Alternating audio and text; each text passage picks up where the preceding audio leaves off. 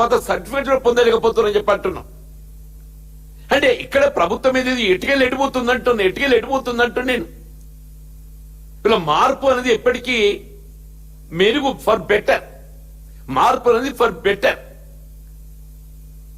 వీళ్ళ టీఆర్ఎస్ ప్రభుత్వం 2 పర్యాయాలు ఏదైతే కార్యక్రమాలు అమలు చేసిందో అంతకంటే మేము భిన్నగా అమలు చేస్తాం అన్నటువంటి ఆచరణ పల్లికలు ఊరేగింపు చేసి వీళ్ళ కాంగ్రెస్ పార్టీ రేవంత్ రెడ్డి అధికారానికి వచ్చిండే. నువ్వు మెరుగు చేసే ముందు పక్కన పెట్టరు నాయన. గతంలో అమలు చేయబడిన కార్యక్రమాలు తిలోదకాలు ఇచ్చి అవన్నింటిని ఏదైతుందో అవి అట్టే కొనసాగిస్తే కేసీఆర్ కు పేరు కొనసాగుతుంది. నువ్వు కేసీఆర్ కు పేరు కొనసాగుతున్నట్టుగా కుట్రబుద్ధితో ఏదైతుందో అవి నిలిపివేస్తే నష్టపోయేది ఎవరు? ఈ రాష్ట్ర భవిష్యత్తు. ఇవాళ ఏదైతుందో అన్లెస్ ఇవాళ మీరు ఏదైతుందో ఫీజు రియంబర్స్మెంట్ ఇవాళ ఆ జీవో 9 ఏదైతుందో రద్దు చేయండి. ఆ జీవో 9 రద్దు చేయండి. నువ్వు జీవో 9 రద్దు చేసి ఏదైతుందో గతంలో ఏ విధంగా ఫీజు రియంబర్స్మెంట్ పథకం అమలు చేయడం జరిగిందో విద్యార్థులు కళాశాల ఫీజు చెల్లించుకునేటువంటి ఒక బాధ్యత లేకుండా ప్రభుత్వమే డైరెక్ట్ కళాశాలలు చెల్లింపు చేసేట్టుగా కళాశాల చెల్లింపు చేయాల్సిన బకాయిలు చెల్లింపు. నువ్వు వాళ్ళతో ఏం మాట్లాడుతావు మాట్లాడు. కళాశాలలో ఏదైతే ఉందో అనుమతి ప్రభుత్వం ఇచ్చింది, వాళ్ళు ప్రభుత్వ అనుమతితో కళాశాలలు కొనసాగుతున్నాయి.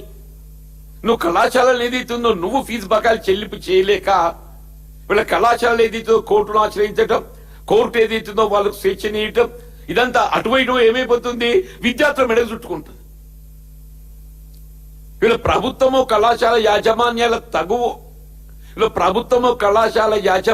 తగువ ఏమైతుందంటే అటుపోయి నిరుపేద వర్గాలకు చెందిన ఒక విద్యార్థులు వాళ్ళ కుటుంబాల మెడలు చుట్టుకుంటుందని చెప్పంటూ నేను. దీని బాధ్యత ఎవరు వహించాలి? రేవంత్ రెడ్డి వహించాలి. దీని బాధ్యత ఎవరు వహించాలి? రేవంత్ రెడ్డి వహించాలి. వీళ్ళ రేవంత్ రెడ్డి ఏదైతే 30 మాసాలు గడుస్తుందా? నువ్వు 30 మాసాలుగా నువ్వు విద్యాశాఖ మంత్రివి.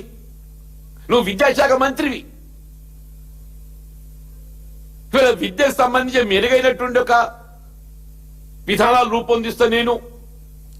ఏంటి నీ మెరుగైన విధానాలు అంటున్నా? ఇది మూడవ విద్యా సంవత్సరం. 24, 25, 26 ఈ మూడో విద్యా సంవత్సరం ఆరంభమవుతున్నది. ఒక్క గురుకుల ఆశ్రమ పాఠశాలను ఆరంభం చేసినవే.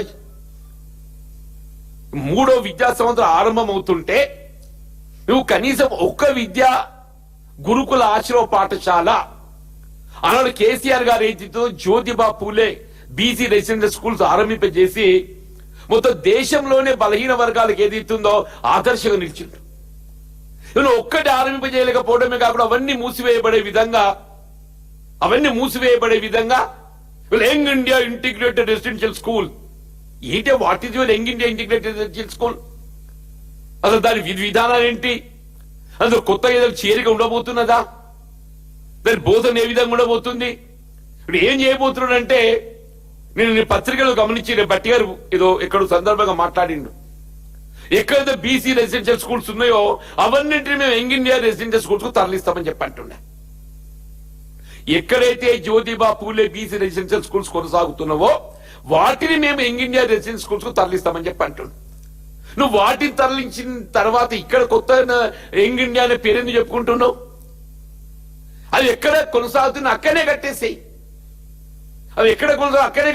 అంటున్నాను. సమస్య పరిష్కారం అయిపోతుంది కదా. అవి ఎక్కడ కొనసాగుతున్నాయో ఈ బీసీ రెసిడెన్షియల్ స్కూల్స్ ఏదైతుందో అక్కడే భవనాలు నిర్మాణం చేస్తే కేసీఆర్ కు పేరు వస్తుంది. కాబట్టి ఏదైతే అవి కొనసాగకుండా వాటిని అక్కడ మూసివేసి ఇక్కడ తరలిచ్చి ఏదో కొత్త బడి పెడుతున్నట్టు ఈ మధ్య మీరు తెలంగాణ పబ్లిక్ స్కూల్ అని చెప్పని ఎక్కడ ఆరంభమైనట్టు చదివినమే 6 రూట్లలో ఇక్కడ చదివి నేను ఏందిరా అని చెప్పానంటే గత ప్రభుత్వం మన ఊరు మన బడిలో మరమ్మతు చేసే పాఠశాలలకు కొనసాగుతున్న పాఠశాలకు ఏదైతుందో దానికి ఏదైతుందో ఈయన పేరు పెట్టుకొని తెలంగాణ పబ్లిక్ స్కూల్. ఆ తెలంగాణ పబ్లిక్ స్కూల్ అనేది కొత్తగా ఆరంభింపజేయబడ్డ పాఠశాల కాదది. It is already continuing.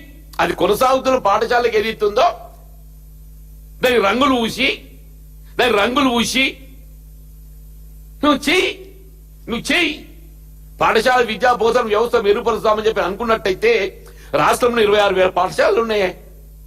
అన్నింట్లో ఏదైతుందో ఆంగ్ల మాధ్యమ బోధన పటిష్టపరిచే విధంగా చర్యలు చేపట్టు. ఆ విధమైన చర్యలు చేపట్టకుంటే ఏదైతుందో నేను మొత్తం కాన్స్టిట్యున్సీగా ఒక్కటి తెలంగాణ పబ్లిక్ స్కూల్ పెడతా, కాన్స్టిట్యున్సీగా ఒక్కటి పబ్లిక్ స్కూల్ పెడతా. మొత్తం కాన్స్టిట్యున్సీలా ఎన్ని ప్రభుత్వ పాఠశాలలు ఉంటాయి అవన్నీ పక్కన పెట్టేసి నేను కాన్స్టిట్యున్సీగా ఒక్క పబ్లిక్ స్కూల్ పెడతా అని ఎన్నడు ఏంటి నువ్వు ఏం చేయబోతున్నావు? ఇవాళ ఏదైతుందో నిరుద్యోగ యువత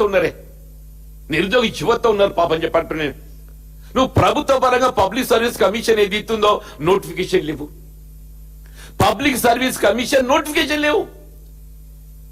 ఇలా 30 మాసాలు గడుస్తుందా? 30 మాసాలు గడుస్తుంటే నువ్వు 3 లక్షల ఉద్యోగాలు కల్పిస్తానవా? 30 మాసాలలో 3 లక్షల ఉద్యోగాలు కల్పిస్తా అని చెప్పిండు. మొదటి సంవత్సరం 2 లక్షలు అని చెప్పిండు, తదుపరి సంవత్సరం 1 లక్ష అని చెప్పిండు.